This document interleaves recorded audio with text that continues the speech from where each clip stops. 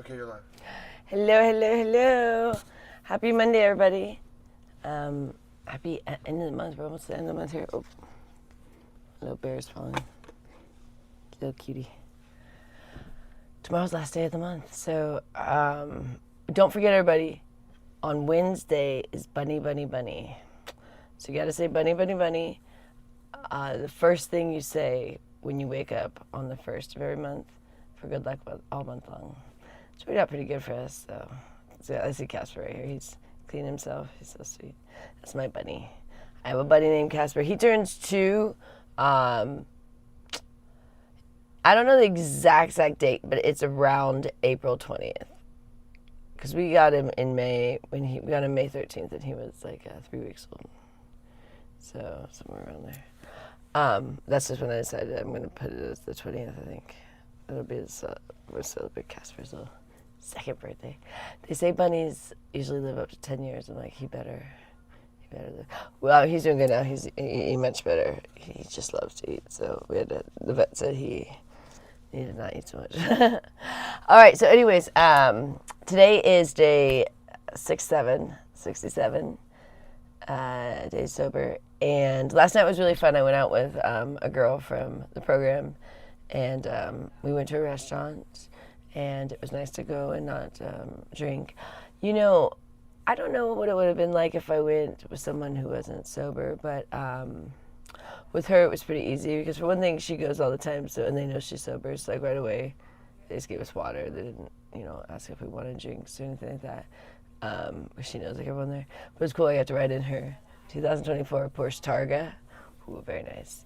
And then she was, oh my gosh, she knows like all these celebs, like very, very I'm not going to tell you guys and these people because for one thing, they're in AA and I'm not allowed to do that. Oh, sorry. I was actually supposed to say that word. Yeah, I forgot. That's really supposed to, I got to refer to it as a program just to keep anonymity for everybody. It's hard because when you're in the meetings, you refer to it that way all the time, but just for, you don't ever want to be the representation of the program because in case you are not representing well, it's not good to, let people figure that stuff out on their own. But anyways, you can't talk about who's in the program, but she told me. She tells me everything. She tells whatever, but I can't tell you guys. But I was very blown away. And she's telling me where all the celebs live in Vegas. And one guy from our meeting, he's not a celebrity, but he's wealthier than celebrities. He's like a multi-billionaire, and we thought so. But she said, no one knows how he made his money. He's just got a lot of it. But we go to a meeting with some very wealthy people, and so it's a little awkward for me sometimes. So I like that I go to 2 meetings. But the other meeting, me and Rich kind of sit in the middle of the 2 meetings in the sense of the one meeting, probably a lot of the people make a lot less money than us. And then the meeting we like the most, we probably make the least of anybody in that whole place. There's mainly lawyers and doctors, honestly. Mainly lawyers. We have so many lawyers. It's crazy. So many lawyers. But Vegas has a lot of lawyers. Richard's always like, what is the, business really in Vegas besides the strip? And it's lawyers. There's, so many personal injury lawyers. It's crazy here. There's so many. But, it was a really good time. I really was not tempted to drink, but I think it made a big difference going with your friend through sobriety. I mean, it'd be insane. I mean, unless me and her were both trying to relapse at the same time, but I think we would talk about that ahead of time. It wouldn't just be in the moment we're both going to relapse. That would be weird. That's why it's good when you go with someone else because you can support each other if one person is struggling. But for both of you at the same time without pre-discussing it or something oh, well, let's just both relapse today. That'd probably be rare if you're both doing a good, working a good program, So she's really sweet. I had a really great time. I just started getting nervous. I was gone for a really long time. We were just chatting. We were actually home for a while, and me and her were just chatting in the car for the longest time. But it was fun. And This morning, I got to see my sponsor because she's been out of town, so that was good. But I missed the meeting. Richard went to our 7 a.m. meeting, and it was packed. And I was so bummed I missed it, but I went to a different one, the one where my sponsor's at. It was a good meeting though. So, but I feel torn. I really want to be at both meetings, and you can't because the timing. One's at 7, one's at 8, but there's no way you can. You either have to leave one late, and it probably I'm gonna leave one early, and it probably arrive late, or stay for one the whole way, and then really be late, or like it'd have to be something like that, and that would be every day. So that would just be very disruptive and very rude for me to just want to go to both meetings. So I have to decide. But really good day. Let me think.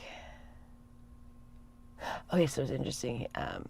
She's telling me about these celebs that, like, their spouses were like in AA with her, and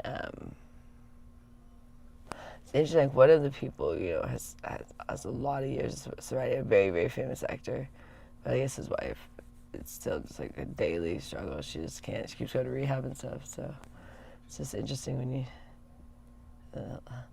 lifestyles of the rich and famous. But yeah, she told me the area where they all live. I didn't even know that. She knows everybody. She's really wealthy. I don't even think she ever has worked. I think it's her ex-husband, so that took care of her. But yeah, I'm having a good time in sobriety. Every day is better than the last, so it gets greater later. But anyways, today's Monday, so not a whole lot was going on with this. Richard's going to go to an evening meeting. I probably will just go to sleep. I was up around 1 or 2 a.m. again and just decided to stay up like I do. I think I maybe slept for maybe 1 more hour after that at some point.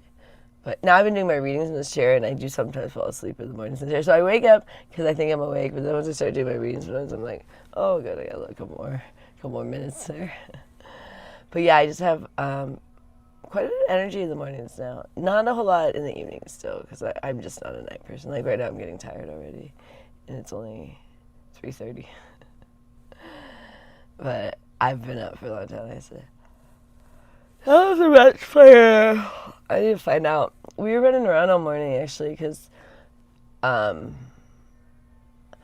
meeting, well, it goes longer than that. Well, it's the same hour, I'm saying it starts later, so it goes longer into the day, and then it's further from our house, and I always stay and chat with people for like a half hour after that meeting. So by the time we got back, it was already, we hadn't had breakfast, and it was already, I think, like 10 o'clock or 10:30 or something. And then, so day's kind of been flying by, but I haven't had a chance to check who's playing today, if the Mets are. We're not going to bet or anything, but I just like watching it. Richard doesn't really like watching that much unless he bets. I'll watch any game. I don't have to bet. For, not any game, any Mets game. I'll watch a lot of games, though, but definitely the Mets. This light is really blinding me. I'm wondering my eyes. There's this circle light. I don't know why. It must be getting old. Because it used to not blind my eyes as much, unless my eyes are just getting old. Could be that. Might be the setting is on right now, because you can adjust the settings. But it's starting to hurt my eyes. I almost might put on those, they're not really sunglasses, because they don't really block the sun. Those ones that have like American flag on them. Yeah, that's why, a lot of performers, like Bono from U2, wear the glasses because of the lights. It bothers their eyes. If you have sensitive eyes, like Bono doesn't have like really blue eyes, I think. He was a handsome man back in the day. I mean, he's a decent looking older man, but man, he was a handsome man. He married like his high school sweetheart or something like that, I think. Something like that. But it's always crazy when I hear that. I'm like, it's always crazy when people are like, oh, I married the first person I dated. I was like, really? I've heard that a couple times. I'm like, you don't have very many experiences in life. Alright. To each his own. But Casper's enjoying his bamboo sticks, and he just goes to town on those things. He's kind of getting over. Sorry, I'm tired. He's kind of getting over the pellets, but he still thinks he wants them. But the vet said no, once they're a certain age, which he's old enough, I forget what the age she said, but she said he's over that age, then no more pellets. But let me see. Not a whole lot happened today, and that's why I don't have a whole lot. Just joined Team Annette. Oh, thank you, Mitch. Thank you so much for joining Team Annette. Really, really appreciate that. Yeah, Annette's doing good. We got some good news that we were able to get some care credit, so we're working towards getting Annette's implants, but we're not there yet. But it's a thing where the doctor, I don't know where it comes to, but you get like credit through the doctor or whatever, I don't know. But it's only able to use for medical, like it's a medical credit thing. But we're doing that, and then hopefully if we could win this lawsuit for the car, which we have a court date for it, we want to apply all that for Annette's, not dentures, she didn't like dentures, implants. It's a poor thing. She's been a little bit moody lately. I think I put those glasses on. The light's really like kind of bothering my eyes today. I have very sensitive eyes. I'm just going to put on these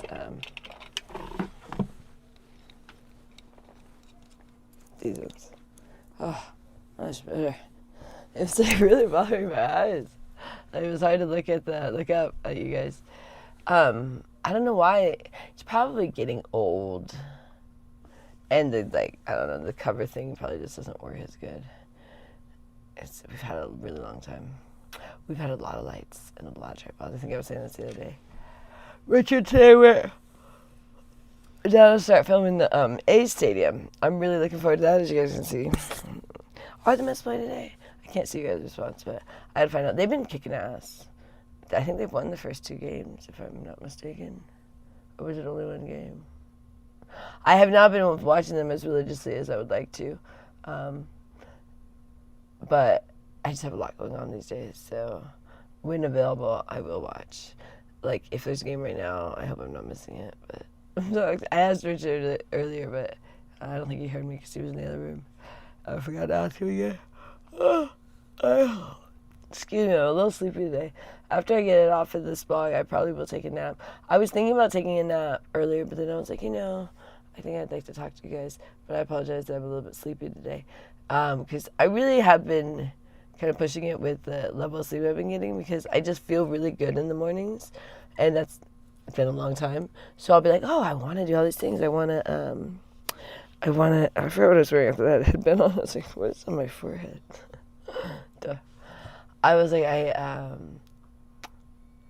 I don't want to go back to sleep. I'll just be like, I just want to clean. I want to do this. But then I'll find if I do my readings often, then I'm like, okay, now I can lay back down.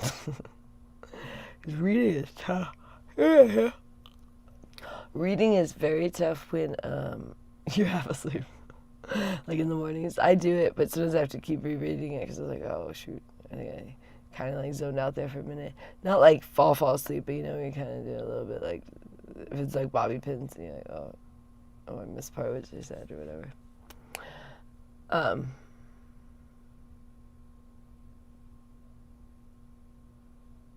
What did I just say? Did I say bobby pins? Oh, I'm tired. I was thinking bobby pins in my head, but I don't even know what I just said. I'm really sleepy right now, where I feel like I just fell asleep when I was talking, for real. Like I thought I just had like a little mini dream where I was like, did I just say bobby pins? For real, like I felt like I fell asleep for a second. Like I have been wanting to be awake, like just because I've been very happy. And when I'm sad, I sleep a lot. And when I'm happy, I don't sleep a lot. I don't know, like I'm just awake. But right now I'm really sleepy. And I felt like I just fell asleep. Was I just saying something really weird? I literally feel like I fell asleep for a second. Have you guys ever fallen asleep like sitting up? It happens all the time in the meetings.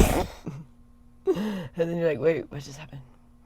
But yeah, last night I had pretty bad sleep because I just kept waking up and being like, I think I'll get up now. But it would be like 9:30. And I'm like, I might be a little too early. And then it'd be like 11:30. I'm like, that's still too. So I think I ended up getting up by like 1 or 2. But I go to sleep usually around, well, I think last night, what did we do last night? I don't even know. I can't even tell you. Oh! I went to dinner. So last night I went to sleep much later. Yeah, so I didn't get home till, oh yeah, okay, last night was different, yeah. That's why I'm tired. Because last night what happened is I didn't get home till like 10. And then I still woke up at like 11. So I'd only gone to sleep for like an hour, and then I'm like, oh, time to get up. Did I seriously just, I felt like I just fell asleep earlier. Did I say something really weird, like as if I was dreaming? That was weird. I really like zoned out for a minute, where then I thought I was talking about bobby pins in my mind. That was weird. I had like little mini dreams. Anyone ever experienced that? I don't think I've ever experienced that like that. That was kind of weird. It's kind of trippy. That was weird. But yeah, I used to talk about sleep a lot. Did you guys ever do that? Did you ever walk in your sleep? I did that as a kid. My mom said it was creepy because I would have my eyes open, but they would look really weird. And that's how she would know I was sleeping. But I would talk, and but I wouldn't make sense. And I'd walk around. But you can really hurt yourself. My sister fell out of our bunk. She used to move around so much, but that wasn't a sleepwalking thing. But then we had to put like bars up. But yeah, we had the bunks that didn't have bars, and she fell all the way off the top bunk. We were kids. But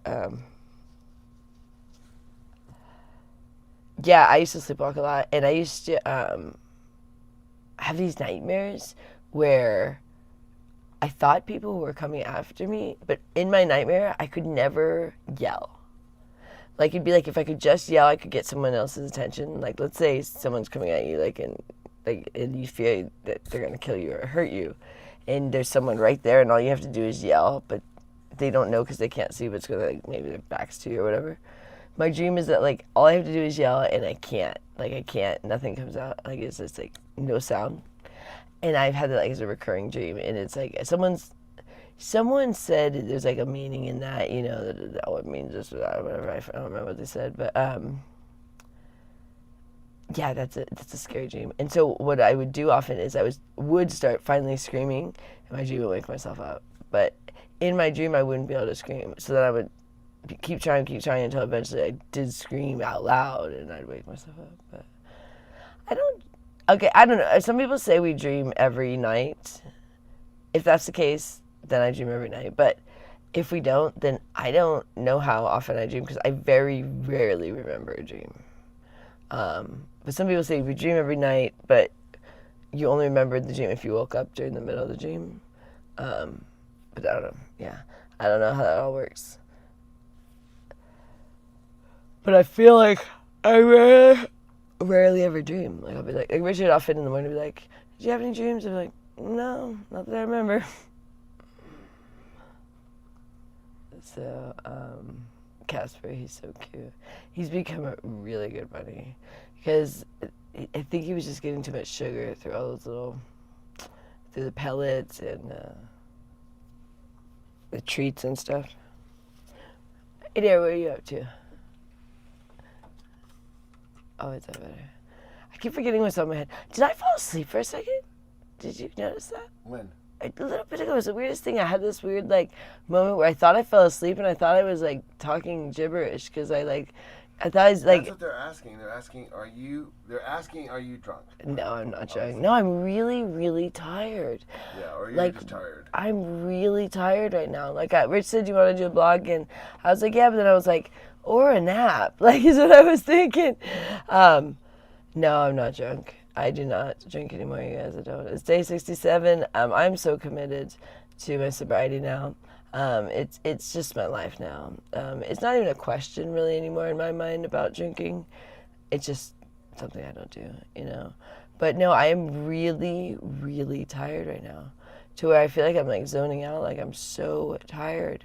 Like I said, I guess because I was out late last night for me. 10 o'clock is late for me. You guys know that. And we had a great time. I don't really like doing things like that. I will once in a while if she wants to, but I don't know. I really like being home. I'm just a homebody. And I don't really like being around, like, just a ton of other people drinking, like, at a restaurant. Not that it's like even a temptation, which it is if you keep going like that. You're. How long have you been clean? 67 days. 67 days. What are people asking? Oh, I thought it said it on the. I thought it was titled that. Oh, I thought it was titled how many days? 67 days. 67. I thought it was titled that, so that's why I didn't know why you were asking. I thought he wrote the title as 67 days. So I don't know what the title is. But anyways, yeah, 67 days. I'm just really tired. I'm extreme. Yeah, Rich is going to take over because I thought I could do the same, but I'm too tired, you guys. I apologize. I'm literally like falling asleep in my chair here. I think I fell asleep for a second. I think I was talking gibberish for a second because all I remember is I remember thinking I said something about bobby pins. Did I say that or did I just think that? And it's so weird. It was like this weird thing where I didn't remember what I just said as if I had fallen asleep. And then I was like, did I just say that out loud? Like, I really am like, earlier I was sitting in this chair, I was trying to read, and I just really fell asleep. It's a great chair for that. Like, I keep falling asleep in this chair. It's really wonderful because it's comfortable. And I can just fall asleep with, like, sitting up in it. Like, especially if the wall's here, you're just like, dude, it's fabulous. So this is my new, basically, I think last night, no, that wasn't last night. It was the night before. I keep forgetting this. Last night I went to dinner. I think it was the night before. Like, I meant to come to bed, and then I'd fallen asleep in the chair for a while. And then I woke up and like, where am I? I'm like, oh, yeah, I'm in the chair. I like the chair. This is my birthday chair. Richard got it for me for my birthday. And it was a total surprise, which it's hard to get surprises by me. Everything this year was a surprise. He was pretty good about being like, don't go in on Amazon, but in the past I've either forgot or I don't even know how I saw it. But this year, like, I didn't see any of the birthday things. And so I was so surprised by this chair. And it has a little ottoman, too. But I use the ottoman to hold my blankets and hold my things. I like it better that way.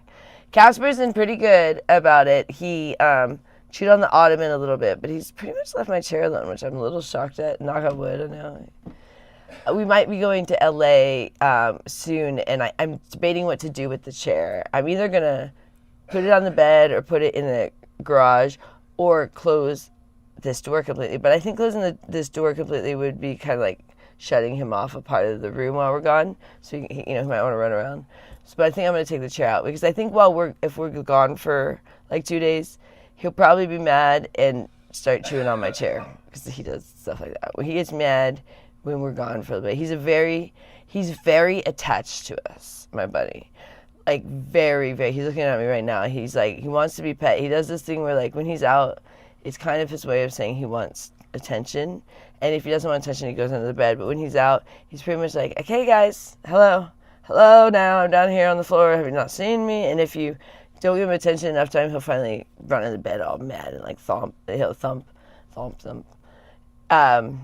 Bunnies thump. It's really like them. Thumper. They do it when they're, like, irritated. It seems to be that's when Casper does it. When he wants attention and he's kind of like irritated, he'll do it. And he always gets our attention because they do it loud and he'll be under the bed and he'll thump. But when he comes out, right now he's sitting there and he's like, hello. He's looking right at me. He's like, hello, will you pet me? I'm like, I'm doing my blog, buddy. I'm sorry. He's like, oh, I see. But yeah, I love my buddy. He's been just the best addition to our household here.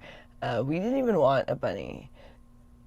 It just kind of all organically happened where, I love bunnies, and we were always taking photos of the bunnies, and so someone online had just gotten Casper. These girls were giving bunnies away at the Raising Cane's, which is a chicken fast food place here, and the guy sent me a video of Casper when he was 3 weeks old, and I was like, oh. He's like, do you want this bunny? I can't take care of him, and I'm like, well, I didn't really want a pet because they're a lot of work and they're expensive too. We spent a lot of money on this little guy and primarily on his bedding, on the darn litter. He likes this most expensive litter. Actually, they're all kind of expensive, so for the bunnies. And he poos a lot, apparently. So we're like, we're always tight on money. Like animals expensive. We wouldn't have sought one out, And but he's just been the best addition. And we don't have children, so he's really like our child. He gets jealous when me and Rich are interacting in any way, and especially if we're on the bed interacting anyway, even if we're just like cuddling, he gets so jealous. He's like, even if he's under the bed, once me and Rich are on the bed, he's like, wait, what's going on up there? He wants to be all part of it. My headphone just died. I'll need to switch it. But I'll show you guys over to Rich pretty soon. I'm sorry, I'm just so tired today. No, I've not been drinking. No, I've not. I don't do anything other than alcohol when I'm doing stuff. It was alcohol and weed. That's what I was doing, and I'm not doing either of those things. So I don't do pharmaceuticals. I never have. There's no other drug that I do. And right now, I'm not doing weed or alcohol. I'm just tired today because I did a lot today in the sense of, for one thing, I talked on the phone with my friend for about 3 hours too. She's driving to LA, and we were talking for like almost her entire trip. And she's awesome. She's the one that I went to dinner with, but she's a lot to handle in the sense of like she needs your full undivided attention. Finally, I just said, I'm gonna have to get off the phone here, because Richard was getting irritated. He was asleep for part of it, but then he's just like, he's starting to get a little bit irritated with her because she literally is taking up my entire day, like with either texting on the phone or bringing me places or whatever. And I appreciate having a friend, but I also do have a family, and I'm trying to be attentive to her, but she requires a lot, and very high maintenance, and I really like her, so I'm trying to not piss her off in any way, but I can see where I'm going to at some point because she just requires so much attention. Like right now, luckily, she's going to a Lakers game tonight, so she's got her mind on something else right now. But if she's like home and she's not doing something, it's just like 24/7 my phone, like all day and night. That's another thing too. When I get up in the middle of the night, she's often up, and then we just start texting again, and then before I know it, it's morning, and I'm like, oh my gosh, it's been crazy.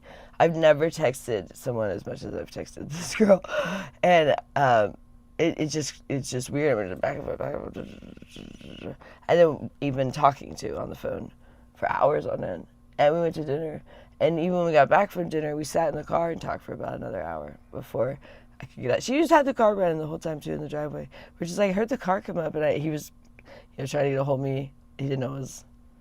So I'm just sitting in the driveway like, wait, what's going on? But she's great. I really like her, but it's just a lot for me since I really have not had a friend in a long time. I mean, I've had a couple of people. I'm not saying anyone. I know there's been a handful of you on here that have been friends to me, but not on this level. Not where we interact like this, and going to dinner, and the things that I used to do probably prior to getting married. It's harder for me to really want to do those things now that I'm married. Like, it's just, and I've been married for a long time now, 12 years.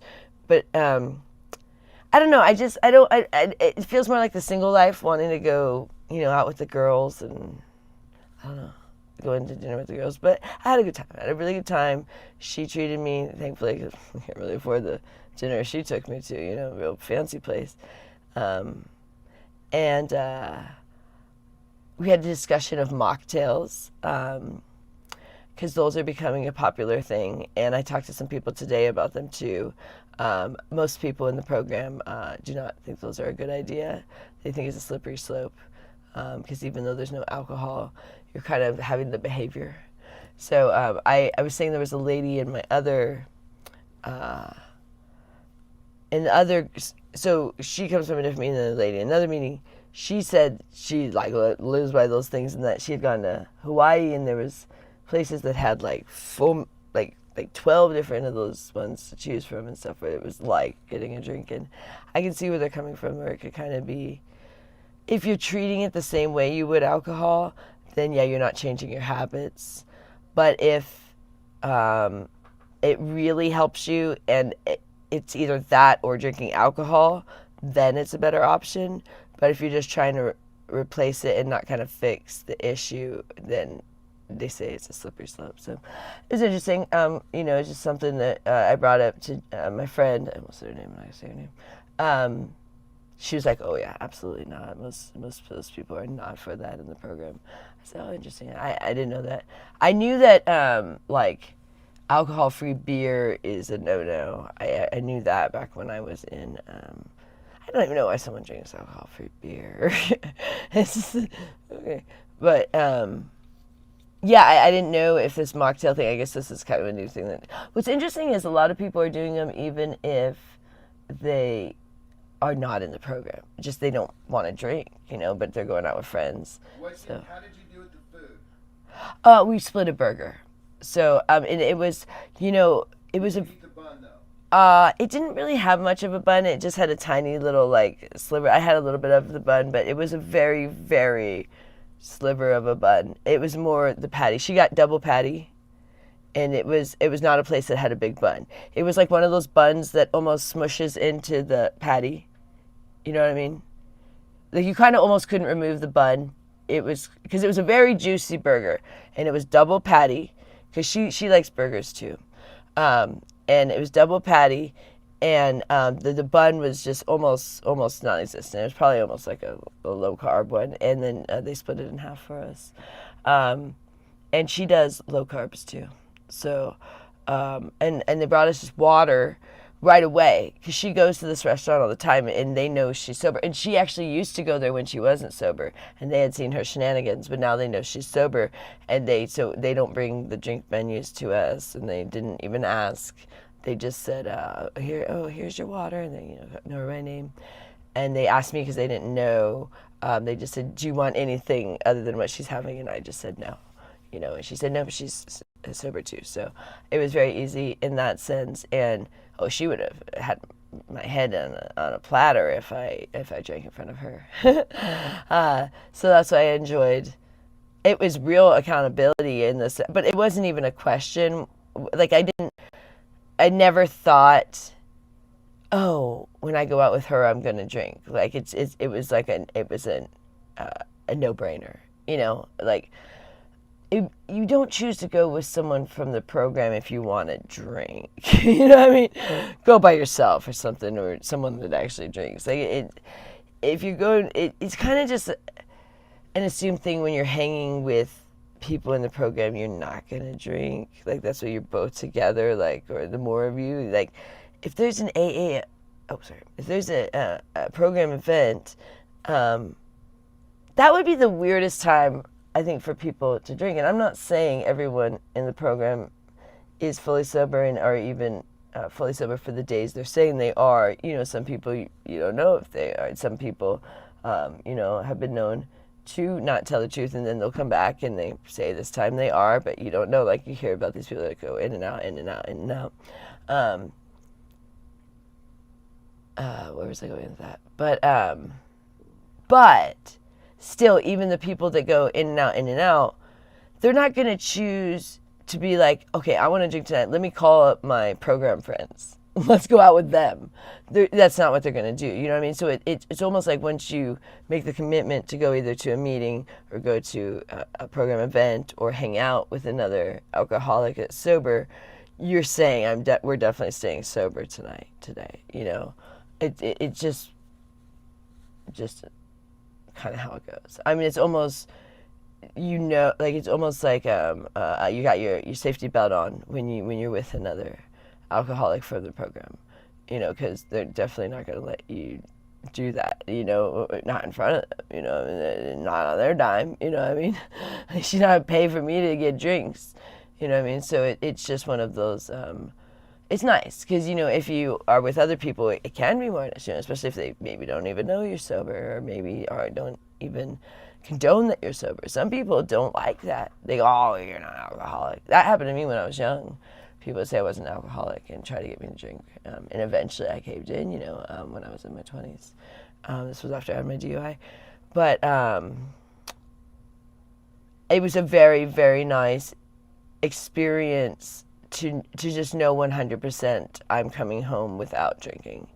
Like I knew going with her to dinner, no matter where we went, bless you, no matter...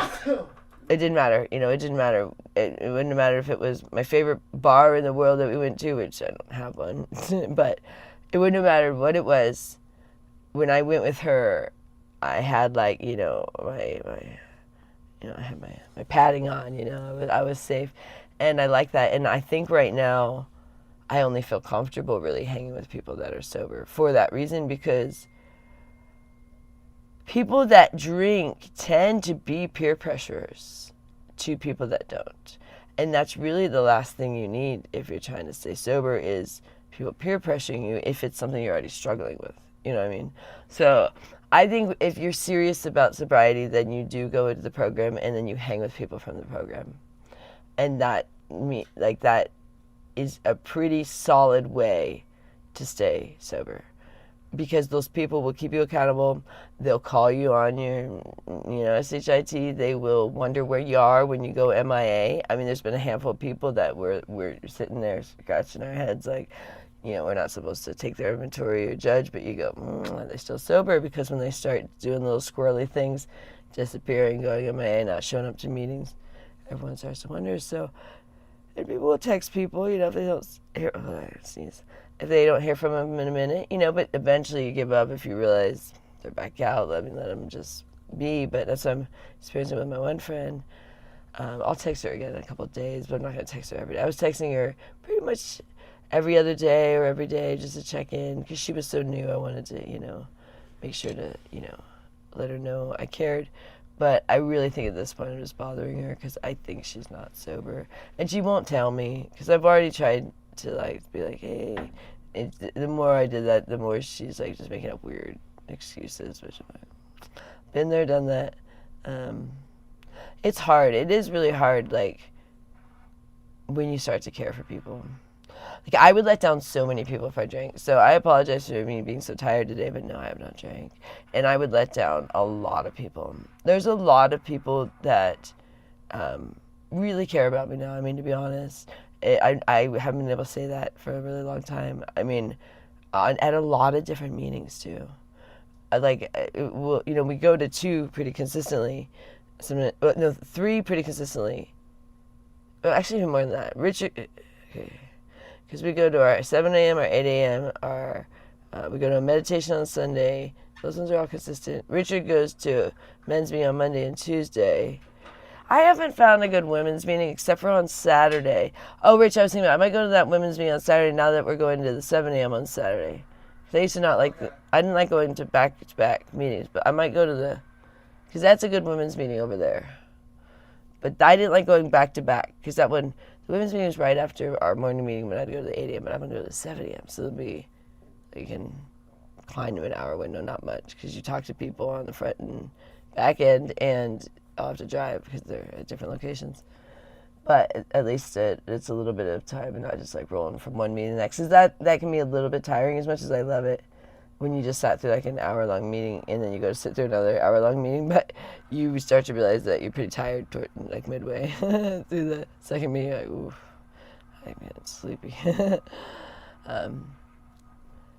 But yeah, we went. I think I told you guys we went to the business meeting. That was a hoot. To see a different side of the program, so that was fun.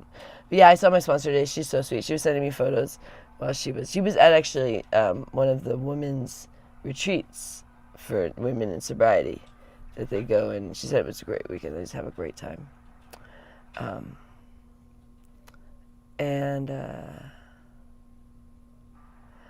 Yeah, I've heard some crazy stories today. I just can't really share them with you guys. I wish there's some crazy ones I've heard, but I need to be respectful of the celebrities' anonymity, since I probably shouldn't have even heard about these things in the first place. But I wish I could tell, but I am being respectful. So I had all these cool things, and I was like, no, I can't share all that. But my friend, she'll tell me anything, in which sometimes I feel bad because I go hey, you're not really supposed to tell me these things, but you also kind of want to know, you know what I mean? But it is, what you hear or see in a meeting, you're not supposed to tell another person outside the meeting. And she shares all about past meetings, things that had occurred and stuff. And I'm it's interesting to me, but I'm technically you shouldn't be telling me this. But I really am happy. I love being sober. Each day gets better. apologize. I'm so sleepy today. I really am sleepy. I'm gonna sleep really good tonight. But we're greeters in the morning, so we have to get up a little bit earlier in the morning, but not any earlier than I get up. But we're greeters, and then next month I'm doing the reading. I might switch my reading, Rich. I found another good reading today, in As Bill Sees It. Rich. Yeah. I was thinking about possibly switching my reading because I found a pretty good one. Yeah, no, that's what I'm saying. I think In As Bill Sees It today. The whole thing is that you get a lot of different. You'll really be focusing on your reading. Because I'm focusing on what I want to do for my topic. So I'm going to choose the topic for the meeting. Whatever you decide today will be different in 3 weeks. I know it's not till April, and I'm like, well, we're almost to April, so that's not that far away. But it's like mid-April. I have it 1 week, and Rich has it the second week, and it's an honor because it's she's a friend of ours, sort of. I mean, funny how you kind of start to pal around with certain people. So she goes to our meditation meeting, an older lady, real sweet. She's the one that didn't like my perfume. I wore my perfume today because I went to the other meeting. I was like, I'm going to wear my Versace. I wore my Versace today, Rich. I'm wearing my Versace perfume today. She doesn't like it at the other meeting. So my friend got me that rosé. It's really nice, but I don't want to waste it, so I don't want to wear it every day. Let me switch my headphones. Sorry, guys. Man, I got to watch this live over and see when I fell asleep for a second. That was weird. I literally fell asleep. Has anyone ever done that? Where you were doing something, maybe talking to somebody, and you just fell asleep, and they were like, what were you saying? And you're like, oh, I don't know. That's what just happened. That was weird. Oh, wait. I didn't start it. There we go. I love when the earpods work, where it's supposed to be, if one dies, you should be able to go put that one away and then just pop the other one, and even if it's been a while, just hit it and it should start playing the music that was playing before. And I love when that happens. So then I don't have to go back to the phone to get the music going, and that just happened. But sometimes it doesn't happen, and it irritates me. It seems like such a silly thing to get irritated with, and it is. But I'm like, I gotta go get to my phone to start the music. We're so spoiled with technology. So yeah, and I have these glasses on because this light is like, Richard, do we have the light like extra bright today? Because it's really blinding my eyes. That's why I had to put these glasses on. I don't think so. It's just me then. You know what it is? It's cloudy out, so it's usually brighter in the room. And so I think it's the contrast, because it's actually very cloudy, and so it's normally there's a lot of sunlight coming through our window, and so this doesn't seem, because what's happening is dark in here, and then this bright light shining my eyes. You know, that like I said, there's a lot of celebs that when they're on stage they have to wear glasses because all those lights that are just like shining in their face, it can really hurt your eyes. Oh my gosh, you guys, like my friend, she doesn't know that I can't hear that well. And I haven't really had the opportunity to tell her, because like every time I think to tell her, she doesn't come up for air. She talks a lot. And then I'll be like, because she'll say something, and I'll be like, what was that? And then she didn't hear that I didn't hear it. I'm like, okay, never mind. So earlier I was on the phone with her. She talks a lot. I thought I talked a lot. It cut out because she's driving to LA. Cut out for, I don't know, a good 30 seconds. And I was I almost I was like, hey, I can't hear you. And so she comes back on, and I was going to try to tell her, hey, I didn't catch that. And then I realized it didn't make a difference. So she just was, so I missed like a whole 30 seconds of what she said, but I was like, well, doesn't seem like it matters. And then straight back to, she didn't even know I wasn't with her for a minute. It was kind of funny. She can talk a lot. I thought I talked a lot. That's probably why I'm a little bit tired, because honestly, I'm actually feeling like I am a pretty chill person compared to some of the people in the program of the level of neediness they have. And I appreciate it, because I like that they need me in the sense of if you have a friend that doesn't really need to talk to you ever, I mean, they probably won't ever call you, right? So she likes talking to me, and she feels like she needs to talk to me, so that's a good thing, it makes her call me and stuff. So it's not too bad, but I am worried already that with the volume of her neediness, already Richard's getting a little bit irritated, because I'm literally on my phone all day, and so I'm not paying attention to things too, because I'm in my phone. Someone even said that, where was that? Oh, it was before the meeting because I was there early. Because Richard drops me off early so he can get to the 7 a.m. and then so I did out the shop, which they something sitting in the bed, but I had to use the restroom and check. But I bought one time there, and other people from the program are in there, so they seem to not mind. But if it's warm enough, I'll sit outside so I don't bother anybody. But one of the guys from the meeting, he said, I was going to come up to say hi to you, but you just seemed really zoned into what you were doing. And I was like texting or was I reading? And I didn't his response. I didn't hear his response. But I was like, because both things I get pretty into when I'm doing my readings, I'm like in it. But then I'm also like, I've been texting, I was like zoning everything out. It's been a good distraction to have like someone that texts so much because it's really gotten me out of myself. And she's texting about her problems, not asking about mine, which is really actually refreshing because as much as I do these blogs and talk about my life all day, I kind of am tired of hearing my own voice, you know? So it's actually so nice to just have, also I don't really like when people ask me a lot of questions. I don't know, I really get irritated when people pry too much of like too much, like a little bit here and there, but some people, when you meet them, it's like 20 questions, you know? And she doesn't do that. Her sponsor had to tell her to ask about other people's sobriety, how they're doing, like how their day was going. And so she did it the other day. She's like, my sponsor told me this, and I was like, I could tell because it was so hard for her, like to be like, she's like, so how was your day? How's your sobriety going? I said, you don't have to do that. But I told her that it was so funny because it was so like out of, and she was like right back to her story. And it was funny because I know I can be that way too, and it's in the program you get to see your own character and the other people, and the goods and the bad ones, the good and the ugly. Act very similar that are alcoholic, so it makes you want to improve, not just stay the same. You know, not act the way that you're seeing other people act. That's maybe not appropriate or immature or whatever it may be. So I'm really learning a lot.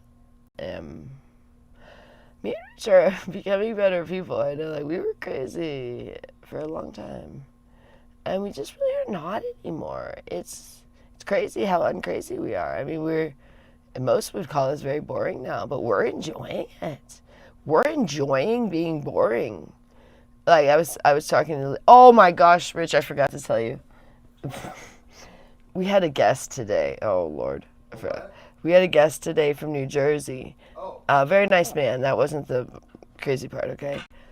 And there was a lady at our meeting that she's married. She has very short hair, and I never thought she looked like a man in any way. I think he did, and she don't really sound like a man.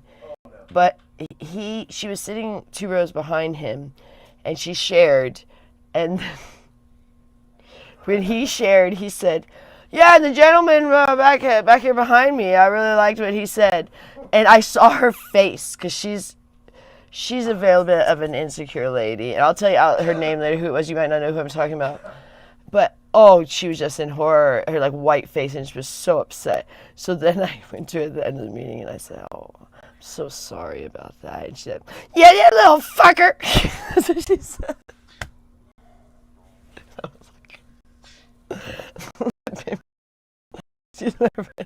I didn't expect that. It's funny when you think people are like have more serenity than you or something, or going to be more. But everyone's got their thing. But I laugh. But I did feel bad for her because, you know, I don't know if that's the first time it's ever happened. She doesn't look like a man anyway, but she does wear very short hair. I said, I don't think he saw you. She said, I don't even sound like a man. I said, no, you don't. Did she say something? Oh, she was so upset. What did he say? He said, the gentleman behind me. What did she say? She didn't say anything. She just had a terrible look at her. I went up to her after the meeting.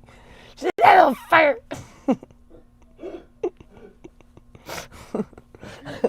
She was so mad. You should have seen her face. I think I was the only one that noticed. I think everyone else didn't even notice. I notice things like that. And I pay attention to the things people say. And, oh, she was like, oh. Funny things like that happen, but it can be people that are very, very fragile. Little things like that can really set them off in the meetings, and so you have to be careful.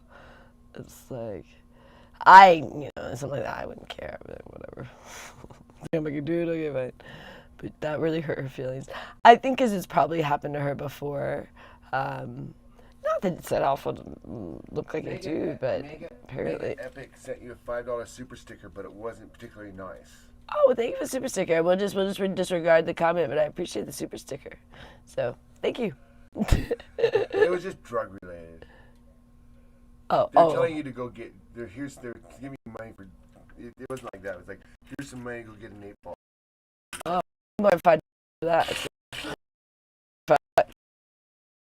I actually talking to my friend about that because that's one of the things that a lot of the people in the program when they're younger, it seems like a lot of people they'll be like, I'm sober from alcohol, and you're like, but are you sober is the question.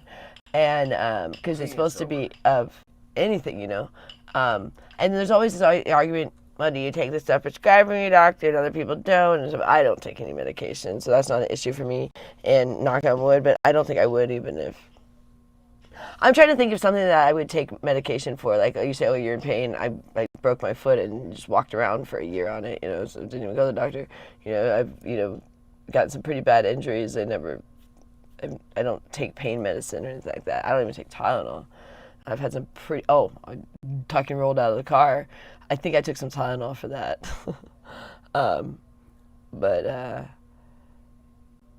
Yeah, so I'm trying to think. And then as far as, okay, if you prescribe me something, well, unless it's an antibiotic. Ava stopped by and she said, shout out to Joy. She can see you're clearly working the program. She can see it. Oh, thank you, Ava. And I apologize for the glasses. It's this darn light. If you're like, why did she get glasses on? Yeah, a couple of people that don't know you, they're like, she has glasses on. That's all you need to know. But no, she has sensitive eyes. No, I had them off earlier, but I don't know why. Can we change it a little bit? It seems brighter. No, it's just, I think it's just because it's darker today, so it's a contrast. Oh, actually, that's a little better. But it's not even giving us any color, is it? Okay, is it? Yeah. That's a little better. No, yeah, that's a lot better. That over there is super white. I'm saying it's the contrast of like clouds. Sun coming in, and then you almost barely like sun is so strong. But right now we have a cloudy day, and it's like white coming in here, and then this like. Well, I'm gonna show you guys anyways. I'll show you guys. Really bright light. Here. Are you gonna do some nunchucks out there? Yeah, I'll go do some nunchucks. I need to do nunchucks. Should I do nunchucks first, and then? I'll do nunchucks, and then I'll pass you guys off to Rich. How about that? You gonna do nunchucks? I'm passing the push-ups today. Are you? Oh wait, after your meeting? Maybe. Whoa, that. I am gonna be asleep. I can't go with you. It's hard enough for me to get there along with you. Well, you never go. It's like you got the hair, you got the gear, you got. Well, it's more for me, honestly. It's every time I get in a swimsuit, it's a thing when you're going to something like that, unless there's no one there, and this is like a lot of older men, and I don't know, it's just awkward for me. So with dudes, like, getting in a swimsuit isn't such a thing, and I've tried the one piece, but my one piece is still pretty sexy, and it wasn't intentional. I tried to get a sporty one, and I got this one from Hurley, and it's super high cut, and I'm like, it's not what I wanted. Like I got it on Amazon, and then I haven't really thought about getting another one because we haven't swam, and so this year maybe. I do. Oh, you know what? I have that one. I now have a tank. That's right. I have that one I wore in LA. It's a tankini. That could work. I haven't worn that. That would be better because I was thinking I don't want to wear the swimsuits I have. That's why I half the time don't want to go. This is awkward. Too cold in the morning or too hot around the midday. People think I like a lot of attention, especially I know I got these little booty shorts on. Yeah, it's just so. Oh, there's a big boost. Hi, boo boos. The wildlife out here. A bunch of wildlife out here. It's wonderful. Yeah, it's just really cloudy for Vegas. Like it's kind of an awesome day. It's actually kind of beautiful. That is always the better. That's just shining in our eyes. Right. But I actually don't really like a lot of attention. I know I do these blogs, and I know I'm out here in booty shorts, but I wouldn't go out in public like this.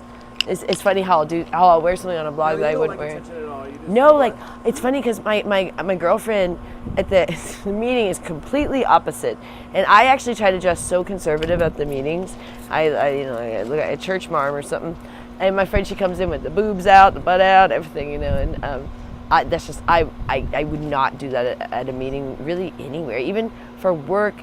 I do it, but half the time I put my jacket on as I'm walking around. You know what I mean? Like I'm like, oh, I get embarrassed. Are you a Mets ninja? I am a Mets ninja. You know what? I'm very upset about this shirt. Okay, I'm gonna spin around. No, I'm gonna spin around, and you guys, I still love it because it's a collector's. I don't know, but you Mets fans will know why I'm upset about this shirt. Okay, here we go. Let's do a little nunchucks. This jersey, I should say.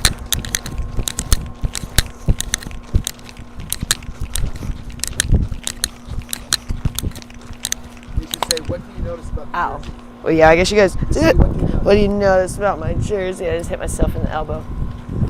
What's wrong with my jersey?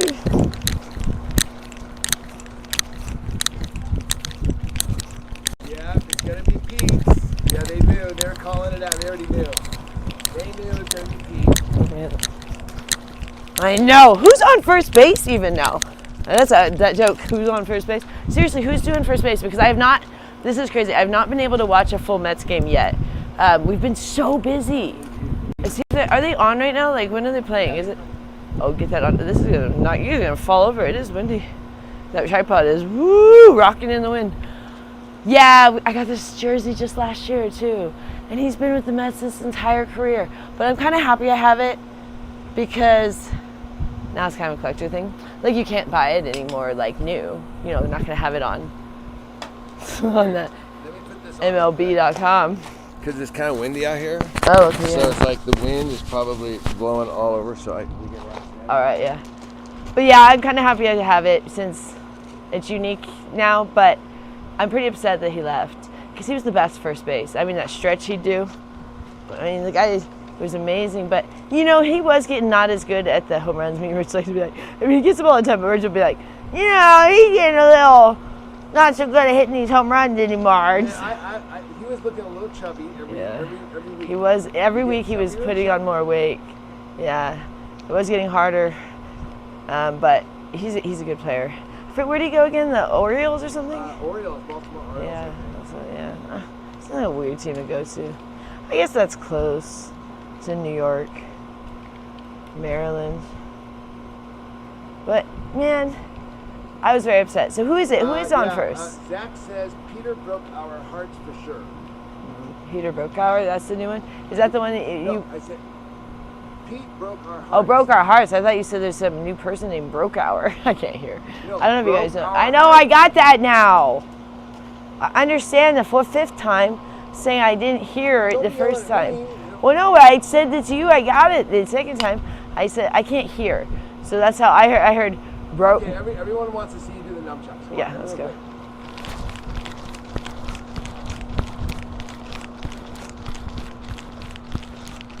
I really can't hear though. Like I get like bits and pieces. Well, you have that fan on it. Well, no, but I can't hear. The fan or not. But yeah, the fan doesn't help because when there's other distracting noises, someone will say, "Oh, we go to this meditation meeting. Bless this man's heart. Sweetest freaking guy. This old man. Oh, he's the sweetest. He's so sweet. I'm not gonna say his name because. Oh, you know what he reminds me of? He stares at me though. It's so funny. He stares at me, but yeah, I'll tell him, but yeah, but he stares at me a lot. He reminds me of the guy from Willy Wonka. Willy Wonka. Yes! Charlie's dad.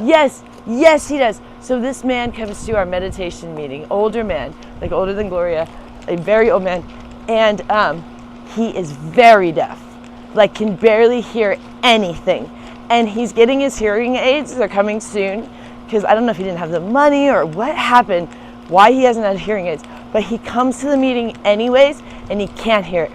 And he tries to read people's lips and stuff, but he just sits there and he just stares at you to just try to figure out what you're saying. But he stares at me even when I'm not talking. So, but he's really sweet.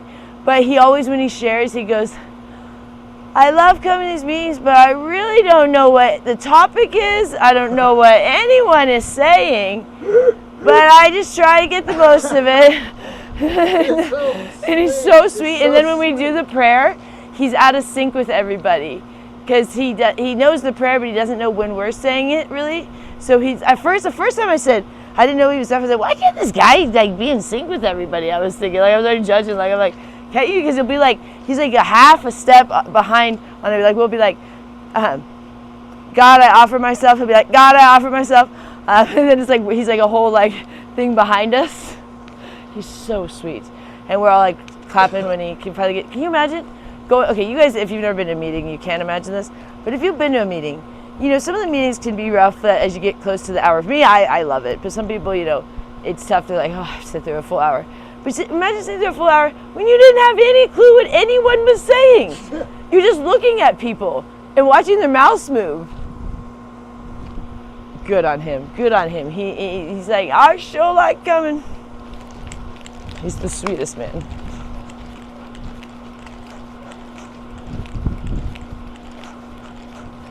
That's how I feel sometimes. Oh, so we have a Zoom. I cannot hear the people on Zoom most of the time. I'm just like, I like look at them like, I'm like him trying to stare, but they're like at this tiny screen, so I can't read their lips. I'm like, yeah, I can't with that. Sometimes I catch like only bits and pieces of certain people's shares. Sometimes when the chairperson is really shy, that's tough too.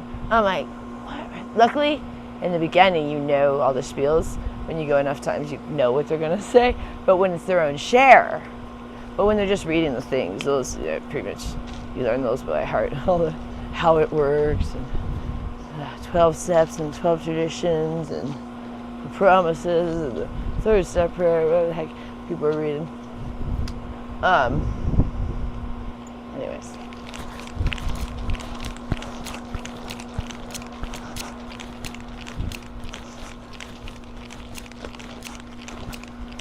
People are all impressed that I learned the third step prayer so early. Yeah, I just wanted to because we a lot of times close the meeting with that prayer. So I didn't want to be like that other guy that out of sync with everybody when they're praying. Although I wouldn't have been out of sync, I just wouldn't have been saying anything. But I don't know. I guess memorization comes very easy for me because I went to a private Christian school from kindergarten to 8th grade, and it is all about Bible memorization. Oh my goodness. I used to have so many Bible verses memorized. I only have probably the Lord's Prayer and like the Psalm 23 and I know the books of the Bible by heart. I don't remember very many verses, but I've read the Bible front to back many times as a child. But so it's so the program is more about spirituality than religion. It's not about religion. But when you grew up religious, it can kind of come very naturally, I guess. Like it just, to me, I just roll right back into it. Better than ever. Better than when I was younger. But very natural for me. I mean, I grew up in the church. We went to church 5 days a week. For real. That is no exaggeration, because we went, Sunday, of course, and Sunday after church, we went to the pastor's house. And I think Monday night was the junior high youth group. No, Monday, I don't remember what Monday was. Tuesday was the junior high youth group. Thursday was the high school youth group. Wednesday was a Bible study, and Friday was a Bible study. So Monday and Saturday, I think, were the only days that we didn't do a church-related thing. Oh, and Wednesday at school was, we had to go to chapel for 2 hours. Oh, and you had to write a letter to the pastor saying how wonderful they are. Well, as I am now, I've always been, where I am stubborn, and if I don't agree with something, my foot down. So I didn't like this one pastor as a child, and I said, I'm not going to thank him. I don't like him. And I got, quite reprimanded for that in the Christian school, and I had to thank him, of course. I was so mad. Joy, you will write a letter to thank. His name was like Mr. Cow something. Was his? I forget the full name, but it had cow in it. And I was like, I'm not going to write a letter to that cow. Because he was a fat guy, too. And oh, gosh, I was a terrible child. No, not really. I really could be at times. I was actually a really good child, but I had my moments. I got in trouble one time for hitting a kid on the head in school, but he pushed me. And so he turned around, boom, I hit him on the head. And he said I hit him with my binder, which I didn't. I just hit him with my hand. But I got in trouble for that one. That was the least time I ever hit a kid in school. But they actually were kind of happy because they're like, well, he's kind of an annoying kid. We kind of see why Joy hit him, and he was making fun of her, making fun of everybody else. And they're like, we can't condone that behavior, but we do know why your daughter hit him. And so I got a lot of love at the Christian school. I was very popular at my Christian school. Of a whole 100 people from kindergarten to 8th grade. My graduating class of 8th grade was like 8 students. It was fun. But anyways, but then I went to high school and it was much different. I was like a nobody. I didn't know anybody in high school too because I'd been to the Christian school, so I knew like 8 people, Hey. And they were the weirdest 8 people. I was like, I don't want to hang out with any of these 8 people. So I basically went to high school with no friends. I didn't know anybody. And I was a cheerleader, but I didn't know anybody, so that didn't even work. They're like, you're a cheerleader, how do we not know your name? I don't know. No one knows my name.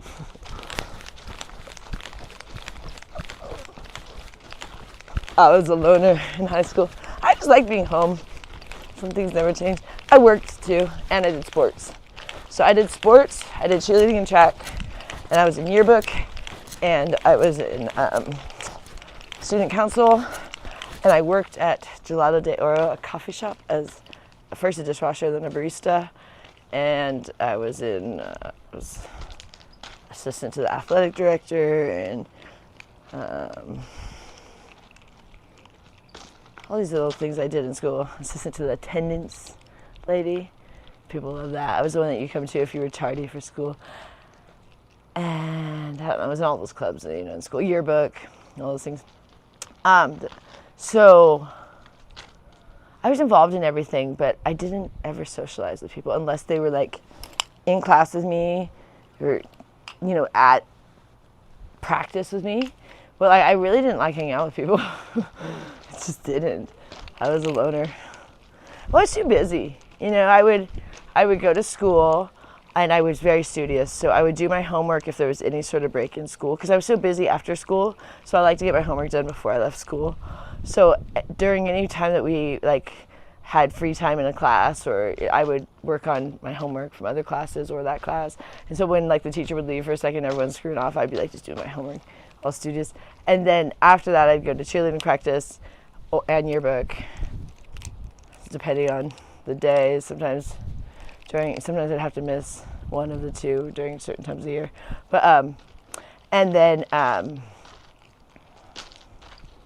after cheerleading practice, I went to work. So till we closed at 11, and I'd get out of there by midnight or 1.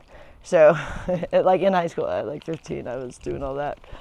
And then I graduated high school at 17 years old as a junior. And I have a high school diploma. I didn't get a GED. I just graduated a year early. I was supposed to graduate in the year 2003, and I graduated in the year 2002. So I was in the Air Force the year I was supposed to be a senior in high school. So they used to call me junior because I came in as a junior in high school. Did you ever work at a place called Gelato? Yeah, Gelato de Oro. It's in Placerville, California. I worked there, and my sister worked there, and a lot of my friends worked there. But that was the coolest place in town. And I actually got people jobs there because it was hard to get a job there. And it was an honor that I got hired. I didn't think I was going to get hired because I didn't think I was pretty enough when I was young, because you had to be pretty. It was pretty bad back then. He only hired, the boss only hired girls. And we had one gay guy that was a ballerina. that he was the only guy. Oh, and our chef was a guy. But all of the, the cocktail waitresses, well, not cocktail waitresses, sorry, the waitresses and the baristas, all really pretty girls. And this is, like Epstein era, or pre-Epstein era kind of thing. So that was like totally allowed to only hire hot chicks for your restaurant, basically. And like, oh, let's make sure we have a wide variety. And so I honestly didn't think I was going to get a job because I was a total dork in high school. And I was very insecure about my body. And all the girls were so pretty. And my sister was prettier than me, I always felt. And so she worked there first. And so that helped me get a job there. But he was like, oh my gosh, I love your sister. And then he liked me even more than my sister, which made my sister really mad. It's always hard for me because I don't actually try to be better than other people, but I'm a perfectionist. So I often end up being better than people if I really apply myself. And they think that I'm doing it to be better than them, but it's for my own personal goal. Does that make sense? It's like, I'm trying to be the best to me. I'm not trying to outdo you, but it's often misconstrued. So my sister, that would happen. I mean, if we played cards, she'd be like, you're just trying to slaughter me. I'm like, no, I'm just trying to win. Because isn't that the point? No, you could win without slaughtering me. I'm like, well, not really. I mean, you don't necessarily decide how much you're going to win by when you're playing spades or hearts or something. It's like, I don't know. And so she would get so offended. And I was always better at sports than her and stuff. And I'm not saying that to pat myself on the back, because I was saying this at a meeting. Like, I have really good natural talent, but then I don't really push myself for a lot of things. I just quit. But if I do push myself, I'm usually pretty good at things because I'll just do it. I'm a hard worker. I'll do it. But a lot of things I don't care about. So I'm really bad at a lot of things because I just don't even try. But if I do try, I generally can be good at something. And but it's annoying because I'm not trying to make people feel bad by me just doing a good job at something. Does that make sense? So like in the Air Force, that happened to me. I kept getting promoted and put to different positions. Like I became an instructor. I got honor grad in basic training. I was the only one out of my female flight and my brother flight, and I was the only one my drill sergeant had ever given honor grad to. You don't have to give it out, and you have to actually earn it. There's like certain things, requirements, but even after that, it's still under the discretion of the drill sergeant if he wants to give it to anyone. So I got that, which was a huge deal. From my drill sergeant, at least. He told me what a big deal it was. He's like, oh, I've been doing this 10 years, never gonna do this to anyone. And then I got airman below the zone, senior airman below the zone, which means I got my third ranking, because you have airman first class, and then senior airman. Airman and airman first class just come automatically. And so does senior airman, but later. Then if you get senior airman below the zone, you get it like 6 months prior to everyone else, which means you get to move off base 6 months prior to everyone else, and you get extra money, and you get just a couple more perks, like a little bit more like responsibilities around the office or on the plane or whatever, once you're a senior airman. But the biggest perk is getting to move off base. And so you piss off everyone, because that's an actual thing where people try to get that. And I didn't try. My supervisor put me in for the running. I didn't want to. He's like, do you want to try to do senior airman below the zone? I'm like, not really. He's like, well, I'm putting you in the running because you're a shoe-in. And I'm like, all right. And then I won, and then everyone hated me. I'm like, this sucked because I didn't even want this, like I didn't really care. I would have stayed on base. It didn't really bother me. But those kind of things, and people go, oh, look at you trying to show off, and you're like, I'm not actually, and I'm not saying I'm good at everything because I'm really terrible at a lot of things. I mean, I'm really terrible at singing, I'll tell you that much. Which was trying to get me a singing coach, and he was just like, I can't do magic here. I'll tell you about her. I'm not a magician. But yeah, I'm fully aware of that, but I love it, But it did suck because when I was young, I just was trying to do a good job, and it was constantly by my peers hating me. And then I became an instructor way before my peers, and ones that had been in longer than me, and they were pissed about it. And I didn't even want to be an instructor because I didn't like being an instructor because it meant like you had to just stand behind someone. You didn't get to do your job. You just had to watch someone. And on the plane, someone's sitting at a console and it's a metal chair and like you're on in a metal tube of a plane, a Boeing 737. But the carpet creates friction, and we had these Boeing. So when we first started, at least when I was in, we still had them. You see in the helicopters, they have those big green headsets, like the thing that comes down, little mouthpiece, but they're like green, and you see them like helicopter pilots always have them. We had those, those ones are actually awesome, and they're really good for sound and everything. But then they wanted to go to Bose, and they got these, I think they at the time were about $1,500 a piece, maybe $2,000 a piece, which was a big deal at the time, which is still quite a bit of money. But this in 2003, it was even more, and so you had to sign for this stupid headset. But the problem with these is they created a lot of static electricity with these ones for some reason. So when you were in your chair, it was fine because I don't know if you're grounded or whatever.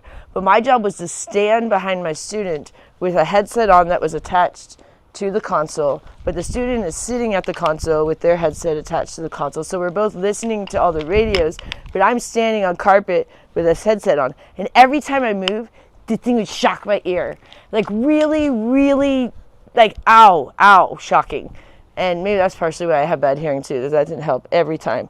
And I was like, this sucks. I like much better just sitting in my seat and doing my job and tracking the planes than like being like, hey, look there. Oh, you're missing it. Oh, look there. Like my students. I'm a OCD perfectionist, so watching my students flub it all up drove me nuts too. They want to know if you're AI. My AI? Yeah, they want to know if I think that's a compliment because I don't know. I think I would take that as a compliment because usually the AI things are pretty cool. So I'll take that as a compliment. Yeah, so I think they think you're an AI human. I'm Chappie. All right, I'll do this one more time and I'm going to pass off to Rich. No, you're doing great. Oh, yeah. Keep going. All right. Like you're tired. No, I'm good. I'll take it a little longer. But yeah, so my job was people always ask about my Air Force stuff. I'll get into that for a minute here. Just, it's so funny. I don't try to not talk about it. I just, for so many years, shut it out because my mom, died when I was in the Air Force, and so there's a lot of tragedy that occurred during that time. So I was only in for 4 years, and within 3 years, my mom killed herself, and so actually it was 3.5 years. So I only had like a half a year left, and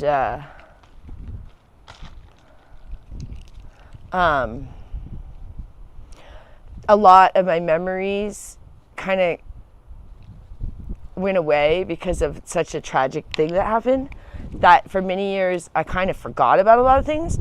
But also when I got out of the Air Force, I moved first to California with my sister, and then I moved to Oregon and Washington, which my dad was living in Vancouver, but I liked Portland better. But they're right next to each other, so it's like Vancouver, Portland, whatever. Like Richard lived in Portland. I spent most of my time in Portland, but I often lived in Vancouver. I don't like Vancouver, Washington, but I love Portland, Oregon.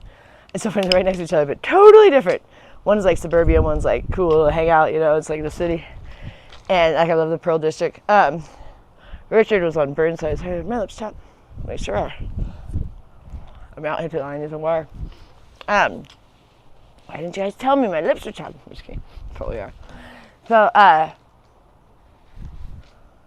when I got to Oregon and in Washington, I very, very quickly discovered that the military is not liked very much there. And when I tried to get a job, pretty much not a very good response in the sense they'd be like, oh, you only have military experience? No, we're looking for a 4-year degree. I was like, well, yeah, I was just in the military 4 years. Like, oh, I don't care. It was a lot of that, and they were like, what does that mean to us? And so it was very frustrating for me. And my sister even said, can you please not talk about the military to my friends? They really they're not promoters of the military. So please don't bring up the Air Force ever again. Okay. And I was like, all right. Okay, now some people here, they've heard your war stories quite often, Mm-hmm. and a lot of people in the military kind of like go on and on about war stories. But is it possible they're just saying, we're just tired of the war stories? No, she was just jealous is what happened. Because really what happened, I'll tell you exactly what happened. I went to a dinner party that she was holding, and I stole the show, not intentionally, but people wanted to hear about my Air Force experience because that's way more interesting than my sister just being a barista her whole life, pretty much, till she now is a Montessori teacher. But, so they just found it interesting, and my sister just can't stand. My sister does not like other people getting attention, especially her little sister. I've been so used to it my whole life. I've just always been in her shadow. I'm just like Sarah's little sister, but she liked me that way in her shadow. Like when I start coming out of the shadow, she's like, "Oh no, get back in there, shadow behind me." So she really didn't like that. And man, I remember there's a story, some boy she was interested in as we got older. When I was younger, you know, they were like, "Your stupid little sister, you don't even do that." She was talking to. We're only 2.5 years different, but when you're young, that's like, you know, worlds apart. So all of her guy friends or boyfriends kind of, you know, didn't give me the time of day. But as we got older, you know, they could be interested. Neither of us, our ages are not that different. So I do remember when I got out of the Air Force, some guy she was pursuing really liked me, and I was like, this is not good. I didn't follow up with this guy in any way, but I remember we were all drinking, and he's like, "I don't like your sister. She drives me insane. I like you." I was like, "Oh, that's not good." Not getting involved in this one. No way, Jose. I've never dated someone my sister was interested in. Not going down that road. Whew. No, but yeah, and she never knew that. I wouldn't. I didn't have the heart to tell her that. But she was, "I don't know why he doesn't like me." You know, like freaking out. Staying on this one. But that didn't happen very often. Usually it was my guy friends being like, "Oh, your sister's so hot. Hook me up with your sister." I'm like, hang out with you turds, like these younger guys, because they were the younger ones, you know. But my sister, we switched places when my mom passed. Like, my sister was like a total party girl, like really gregarious, very flirty, very a little promiscuous, not over the top, but, you know, a little bit in her younger years, you know, like, you know, in high school, you know, her and her friend get a little reputation. Which I was like the opposite then, you know. I was a good little church girl, virgin before the Air Force. I was a virgin. I'd never done drugs or alcohol before the Air Force, but I was only 17, so it's not like that big of a feat. But yeah, in high school I didn't do anything. Not a cigarette, not weed, not any drug, not alcohol, and I hadn't had sex. I didn't even really have a boyfriend. I had one boyfriend that, if you counted that from the church, that we like held hands, and I broke up with him because I got my wisdom teeth pulled. And I realized I didn't like him. And I like took that opportunity when I was, you know, home healing. I was like, I wrote him like a letter in the mail. Oh gosh, this is in the 90s, you guys. No, that would actually have been the 2000. That would have been 2000. Because I was a freshman in the year 2000. Yeah, so. But anyways, so the Air Force, I was an airborne surveillance instructor, which is an 1 Alpha 451. And it's on the Airborne Warning and Control Systems, which is the AWACS plane, which is a Boeing 737, which is the same as most of the older commercial jets, which like Spirit and Frontier and some of the older airlines. American used to use them for a while, but I think they've gone almost all Airbuses now. Delta is definitely all Airbuses. Some of the cheaper airlines still have the Boeing, but the Boeing is the skinnier, longer plane, not the double-decker, no two-story, just the basic kind of regular plane.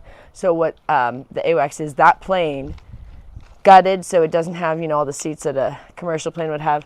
It has computer consoles instead in there, and it has 3 to a row. So you have 3 going this way, and then you have 3 people sitting the other way, and then same back to back, so people go back to back. So you start with the other different sections. You got the flight deck, then we go the weapons, which those are all officers, and it's pretty much all men. It's usually, they're the ones that are really, really involved with the fighter pilots. They like are really in control of like making sure those guys don't die in any way. Where we are more the relay, but they're really responsible for managing. And they're the weapons row. Then in the next kind of set, so you got one row here, and it's 3 people that sit this way, and then the next row is 6 people because you got 3 that sit this way and 3 that sit this way. And that you got a mix of weapons and you got a mix of what starts to be surveillance, but that's our leadership surveillance. We have a senior surveillance technician, and we have a what was our other? I can't think of what our captain is called. Our I can't even think of it. It's been so long because you have the SST. But you have an officer that oversees the surveillance, and I can't think of their position right now.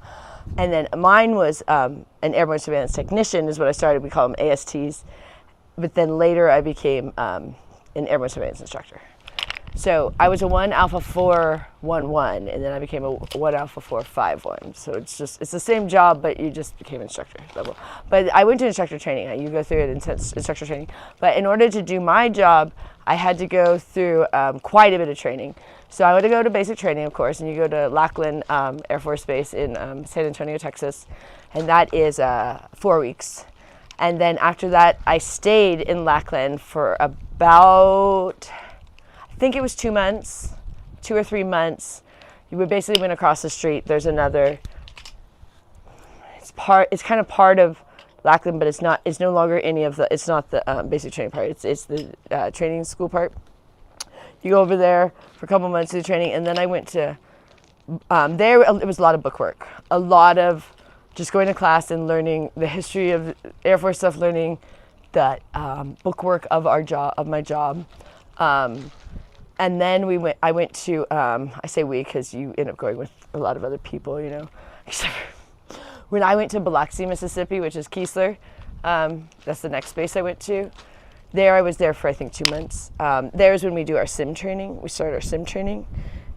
So before you ever go on the plane, you do it all on the ground. It's much harder on the ground too because they simulate these insane combat scenarios that don't really exist. So you're much better when you're actually doing it, even when you're training in the sky, because they only have to put up so many fighter pilot jets when they're training because it's expensive.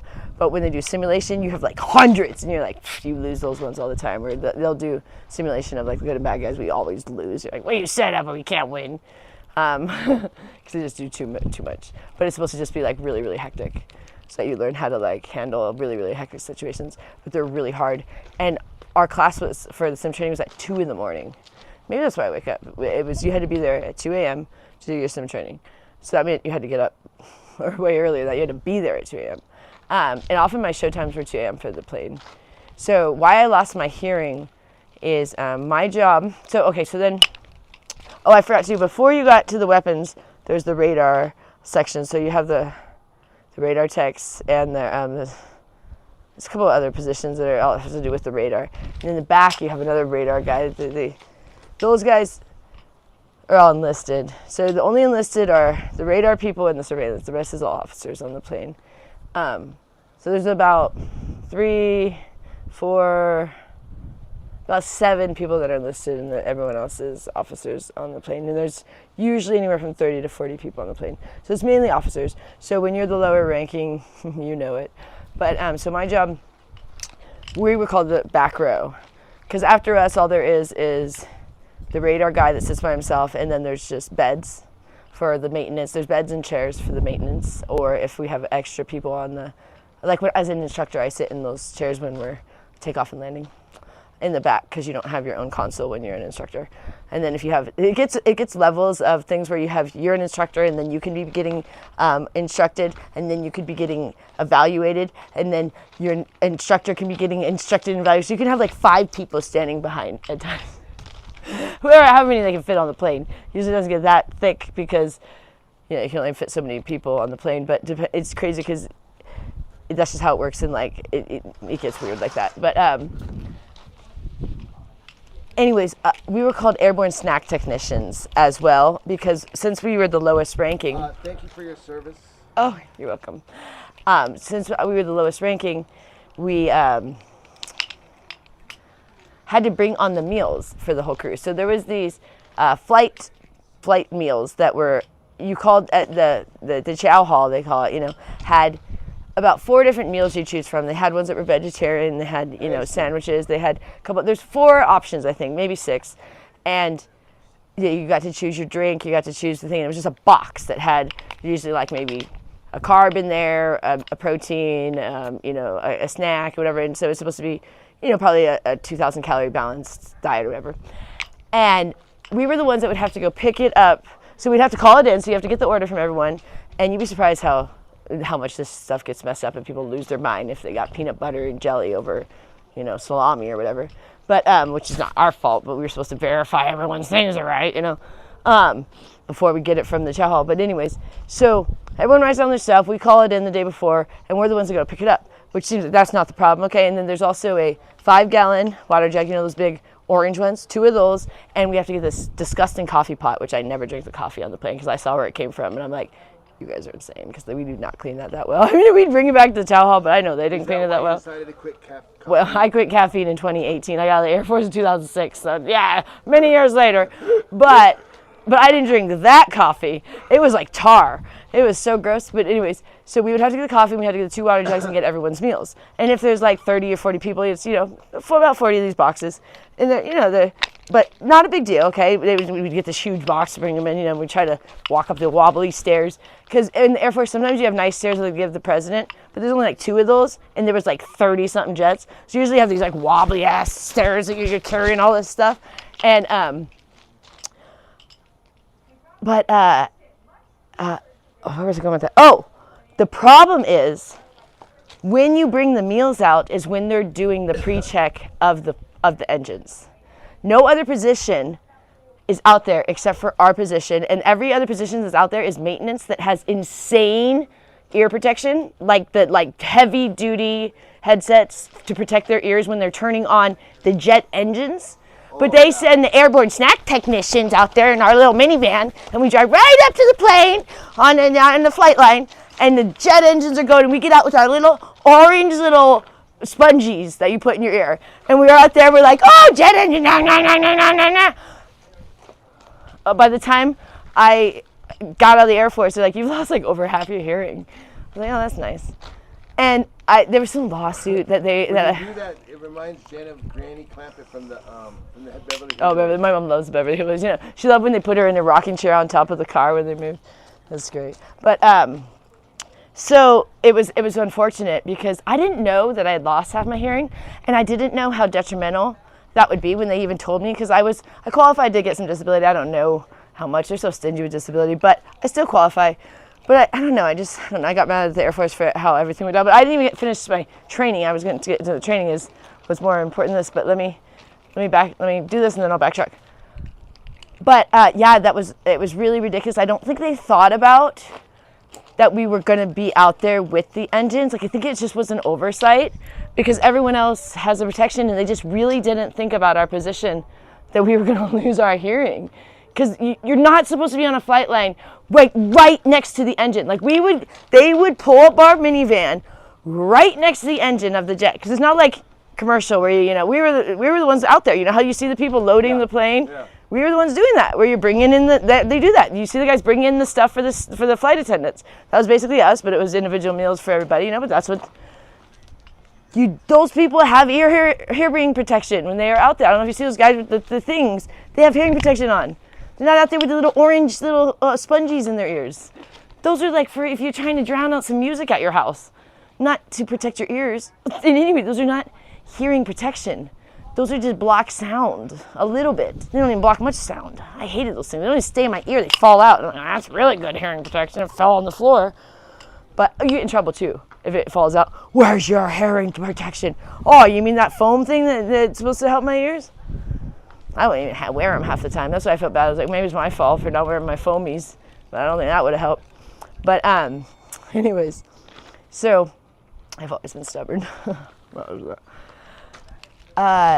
So I went to Keesler Air Force Base, and that's when all my friends were going to New Orleans all the time, but I wasn't 21. So I was like, why go, Like, it's just going to be lame for me, because I was young then. I was probably, 18? probably still 18. And I kind of wish I had gone because we were so close. You know, I think it was only maybe like, I want to say it was like a 3-hour drive, but I can't remember exactly. Maybe 6 hours, but I don't remember. But my friends were going all the time because I was in Biloxi, Mississippi. And I never got to go to the casinos. Yeah, I guess there was a bunch of those casinos on the water, but I was too young, you know, but a bunch of my friends who were old enough. Because some people join the military older. Sorry, I'm going to a little bit from being out here with the wind. Some people join the military a little older. I joined at 17, which was the youngest. I had to have my parents sign for me. That's the youngest you can join. But some people were already 21 and stuff, you know, when they join. You can't really join, I don't think, past 27 if you're joining for the first time. I think you could re-enlist. I can't re-enlist because I got that DUI when I was 22, so I couldn't re-enlist. But it's so stupid because you can get a DUI in the military and you won't be kicked out. But if you were in the military, left the military, got your DI, you can't go back. Yeah, it's like, but if I had stayed in the military and got my DUI, I wouldn't have been kicked out. Yeah, that makes sense. Yeah, but they're not going to take you back if you got. They can't kick you out for getting a DUI, but they can't. But they don't want to condone bringing you back if you. Yeah, exactly. You have to really have a perfect clean slate to go in. I had a secret security clearance. Someone asked while you I to was go hunting for rabbits with those. No way. I protect my rabbits. But you know, I love coyotes too. So I'm caught in the middle because I love our coyotes around here, but I also love the rabbits. But so after Keesler. Which was pretty fun. My mom actually came to visit me there. I forgot about that. My mom came to every base I was at. My dad, not so much. My dad didn't even come to like any of my mom came to my basic training graduation, which you don't talk to your parents. You get 1 or 2 phone calls. I think 1. You get 1, and if it doesn't go through, you get to try again. I think maybe 2, because I think I called my mom and my dad. I think you get 2 in the 4 weeks, but it's for like 1 minute. I think you get. And neither of my parents answered the phone when I called, of course, because it was back when, you know, it wasn't cell phones. Everyone's just the home phone. So I left messages, but that's the only interaction you have. So they contact your parents about your graduation and stuff. But my dad's like, oh, you didn't say you wanted me to come, so I didn't come. But my mom came, and you don't know who's going to be there. You just hope someone's going to be there. Snoop said she thought you said you had no friends back in the day. Oh, in the Air Force, I had a lot of friends. In the Air Force, I had so many friends. That's what was weird is growing up, I did not have a lot of friends. My mom was like my best friend my whole life. When I went in the Air Force, all of a sudden I had so many friends. And it was weird for me. But I still was kind of weird where I was weird with my friends where I would jump groups. I was really bad about this. It would piss people off where I would hang with like a group of friends for like a couple months. And then all of a sudden, I would just switch to like a totally different group of friends, and then hang with them like religiously for like a couple months, like every day. Why and then, was that, you think? I don't know. It would usually probably be a boy that got me to the other group of friends, but then it wouldn't work out with that boy. But then I had made all these other friends, but then maybe like one time it was this boy that he brought me and introduced me to all of his friends, and me and him were like not together, but we were kind of like, you know, like FTF stuff. And so then I became friends with all of his friends. But then when me and him kind of ended our relationship, like it got really awkward because it's like they all still like me, but he didn't want me around. And we were going to like people's houses, and I was still invited, but I stopped going because he would get so mad. Like, who invited Joy? And they're like, we always invite Joy. You know what I mean?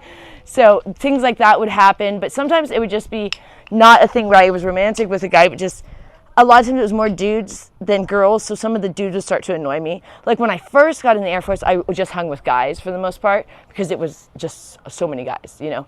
And so, but then I would get tired of hanging with those dudes because they would just get annoying. And most of them wanted to be with me, but I just saw them as my guy friends, you know. And so then often I would start dating a guy outside of my guy friend group, and then I would start hanging with his friends, and then those would all become my friends, but then me and the guy would break up, and then so I'd either still hang with those people or switch to the, it was just interesting. But I had a lot of friends, and so by the time I got out, there were so many groups of people that they still liked me, you know, and we still interacted. It wasn't like we ever had bad things. It would just be like, oh, Joy, we haven't seen you in a while, you know. Or like, oh, you're hanging, you haven't, you know, where you been? And so when I went to get out of the Air Force, I had so many going away parties, because I had different groups of friends. And I had my coworkers, you know, my coworkers started to become my biggest group of friends just because when you're flying together and when you're doing everything together. So a lot of times the groups of friends too had to do with the level of training I was in. Maybe we were, it split ways too. Like I had made some friends at some of the bases where we didn't even end up ending at the same base. You know what I mean? So there's a lot of that. Like when you meet people in training, when you're in basic training and when you're in the beginning of tech school, you're with people that are not the same career position as you. So they often disperse out. So you lose friends that way too. And then you have to find new groups of friends. But it's always fun. There's a certain group that will go with you through the whole amount of training. And those people become your really, really solid friends. So I had one guy friend who was my best friend. And we were never romantic anyway, which was all my choice. He wanted it to be all the time. His name was Sal. And I would just say, "You're like a brother to me. That'd be like incest." He's like, "Don't say that." I was like, "No, we're not ever hooking up, Sal. But if you want to be my friend," I was pretty straightforward with him. But he always trying to hang around just hoping. No, he never, ever. Nothing, but we hung out 24/7. But guys would think we were dating, so I'd have to give him the boot a lot of times and be like, "You're cockblocking me, Sal." He's like, "You're an asshole." I was like, "Well, I already told you we're not gonna date, but I didn't say I was gonna date someone else." But so I in that way I was kind of, but I couldn't help it. It was all dudes, so it's like, and I had girlfriends too, but there's a lot of guys in the military. Anyway, so Keesler, then I went to survival school in Fairchild, Washington, and that was the most coolest thing I did in my whole military training and career, and the coolest thing I've ever done in my life. So you go up to Fairchild Air Force Base, and it's up there where it's real cold up there in northern Washington, and it snows and it gets really cold. And so what they do is they pretend as if your plane crashed and all you had was a parachute, which is funny because my plane, if it crashed, we wouldn't have even had a parachute, which we knew that. So it was always a survival school. We always joke about that. We're like, "Great, we're learning how to make everything with parachutes when we won't have parachutes because we're on the AWACS plane," which the AWACS plane has no parachutes because they found out there's no way the whole crew can get out. If the AWACS plane were to go down, they can't safely get the whole crew out with parachutes. They can't get everyone out in time. So it's like all or nothing. If they can't save the crew, they don't get parachutes. There's no way, like at the time, I don't know, some weird thing. So no one has parachutes. So, but the AWACS planes don't go down because they have a couple times, but it's not something that happens regularly because they're not next to the actual fight. They are far away observing it because our radar rotodome has such a wide range that we don't have to be near the combat. I mean, we're up in the air, we're up there, but we're not where we can actually be shot down. And we can see where everyone is. So we know, like, if a plane was coming towards us, we get the heck out of there, you know what I mean? Because we're far enough away. Yeah, that'd be great. And you want to take them in a minute? No, if you can just do it. Oh, okay, while you're cooking, that'd be great. Okay. And then, so they put you in the wild for 10 days and with just a parachute. And you have MREs, which are meals ready to eat. If you guys ever had those. And you have MREs for 10 days. Which I think, I can't remember the amount of calories of MRE, but it's quite a bit. But it's definitely not a ton of food for 10 days, so you're pretty hungry. But you're out in the wild, and you're learning how to build things out of your parachute. You make your own tent, and if you make a shitty tent, well, then you sleep in a shitty tent and out in the wild, and that's exactly what I had. Very cold. I mean, you're using the things that you make, and if you do a bad job, you suffer, and it's very, very cold up there. So I had one of those. You have to have, they require that you bring a sleeping bag, though, because otherwise you will freeze to death out there. And they want you to have one of those cold weather ones, you know, the ones that are like for really, really cold weather. So I guess what you're supposed to do with them to actually keep you the warmest is you're supposed to get naked in those sleeping bags to have your body heat. I was like, there's no way in Sam hell. It was too cold out that I would not take off any of my clothes ever. Like because you don't have a change of clothes, you're just in your uniform, which knows as if you landed. So you have on your BDUs, which are your camo, your battle dress uniform, one pair, and I'm not taking them off. No way. It is. What happened? What'd you guys do? What did you guys do? All right, here we are. Sorry, I'm cooking. Didn't mean to scare y'all off, but we're cooking right now.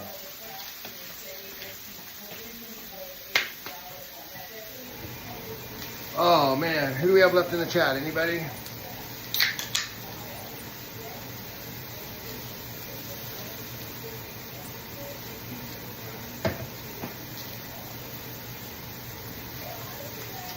Oh man. There she is. Okay. Got it. I wasn't sure if it was still working or not. I can't tell until someone types something. Thank you for typing something, Mama Snip.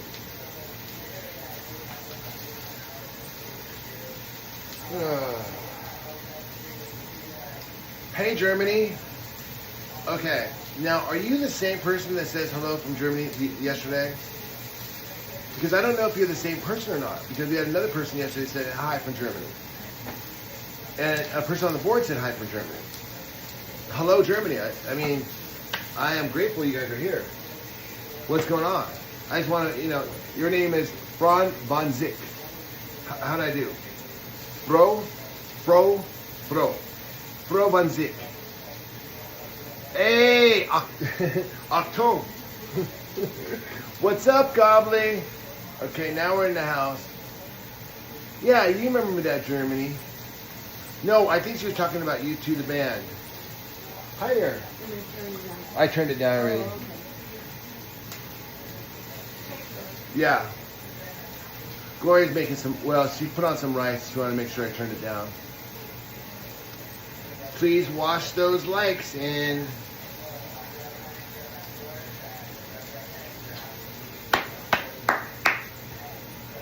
I am hungry. I gotta get going here. I'm actually running late. So I gotta cook this, eat it real fast, talk to you guys for 10, 15 minutes, and then get on my way.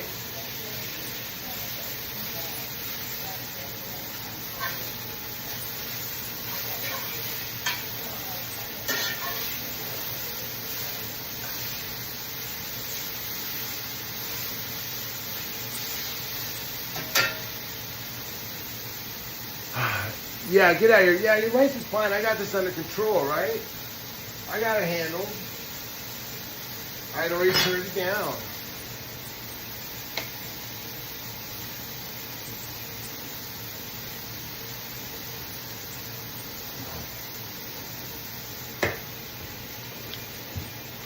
Okay, we're going to do a little of this too.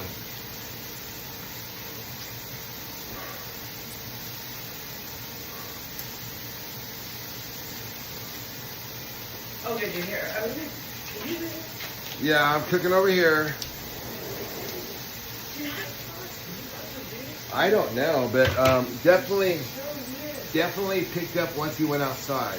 So maybe It was weird. So sitting there and here. all of a sudden. Here, maybe talk to them because you just kind of disappeared. So maybe wrap up what happened. Yeah, no, that was so weird. So when I was sitting inside, I mean, I really have been not sleeping a lot because I've been so excited that Rachel will be like, "You're really not getting up right now, are you?" Because it'll be like midnight or 11 o'clock at night. He's like, "You're not getting up for tomorrow, are you already?" I'm like, "Well, I'm kind of awake now. I think I will." And he's like, "Oh, jeez." And then I just do stuff all morning. Like I do my readings, I do my prayers, I do the laundry, I vacuum our room, I close the door so it doesn't disrupt. It's actually a pretty quiet vacuum. I close the bedroom door so it doesn't bother a square in it. I do Casper's whole area. I text, all my friends.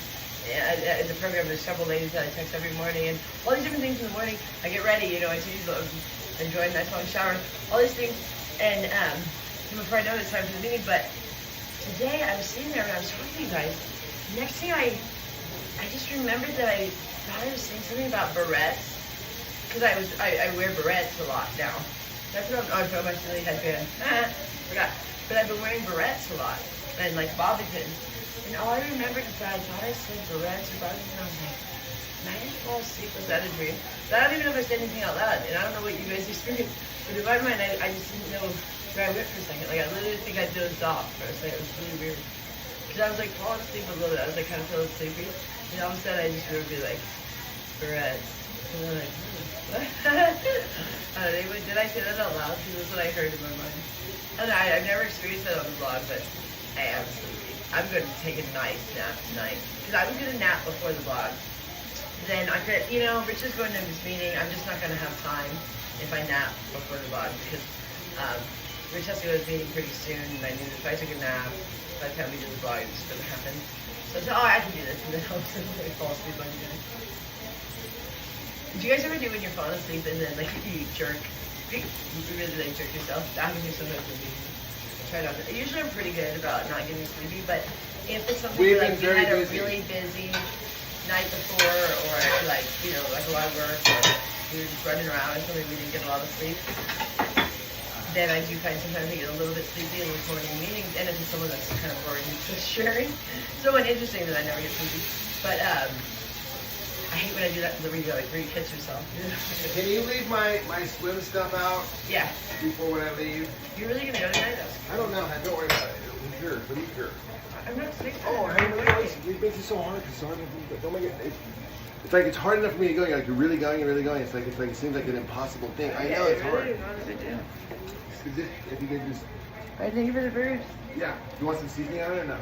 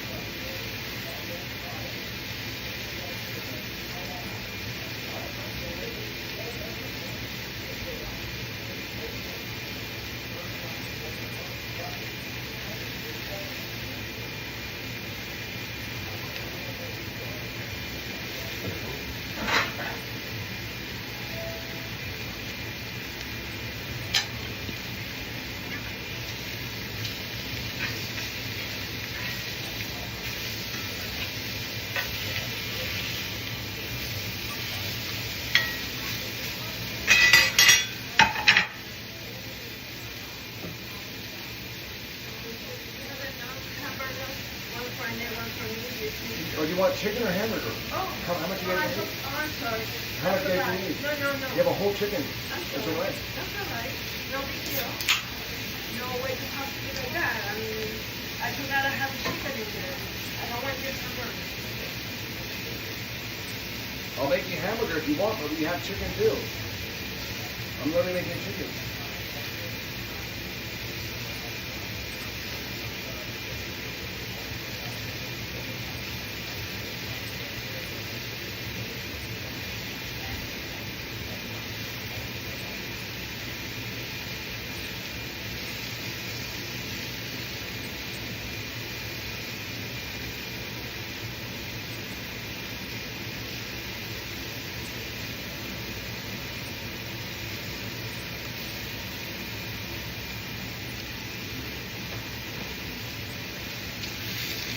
Where'd you learn to make burgers? At McDonald's? Those are the best tasting burgers, but I like mine dry.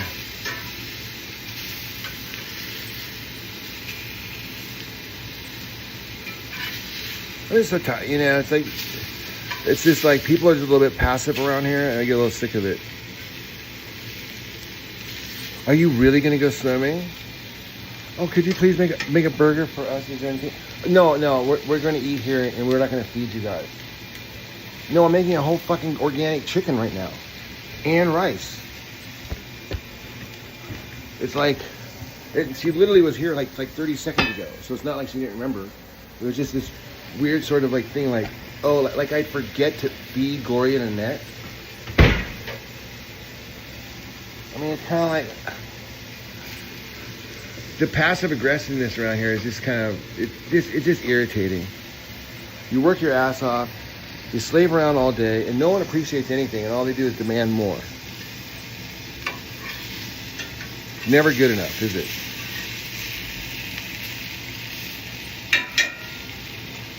You want McDonald's?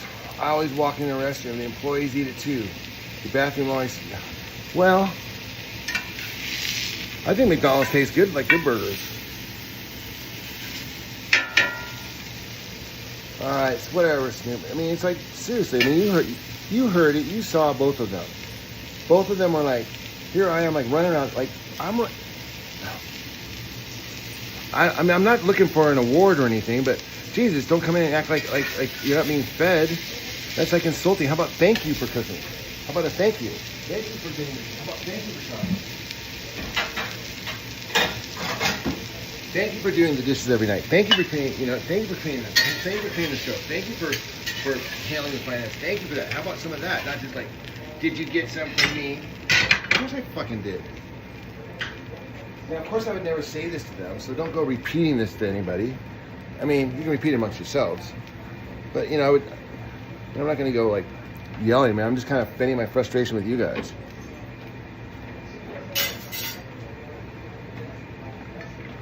Plus, I have to work tonight. I've got shit to do. That's probably why I'm really irritated. Okay. There we go. The other half of the burger's raw. That's the way I like it, though, man. I like it like that. This is organic beef right here.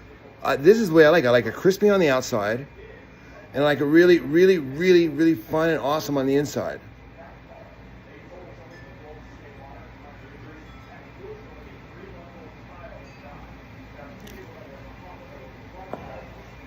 See, Weg, you wish, bro.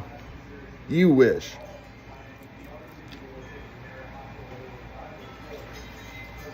But I know someone that looks just like me is going home. I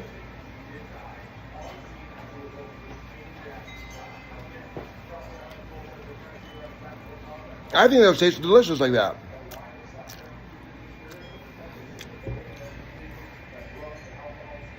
Next time, baby. Next time. Next time.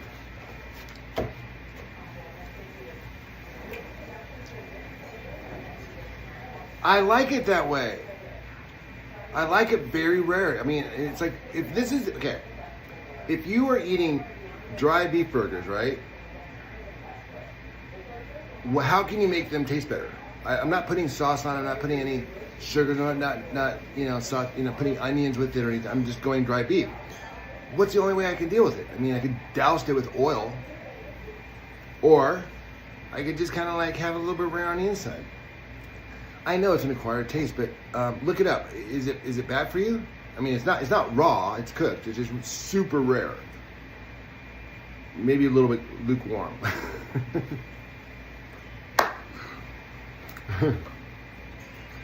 Yeah, you're like, yeah, I know. My dad was the same way. He was like, the waitress always asked him, how you want yours served or yours prepared? Oh, he used to say, you know what he says?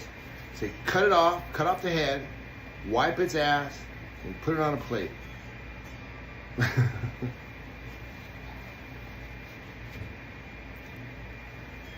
Oh, okay. Really?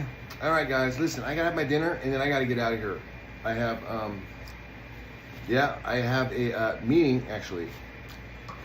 No, not that kind. A different kind, at the airport. I gotta go, though. You guys sit chill, and I will talk to you later.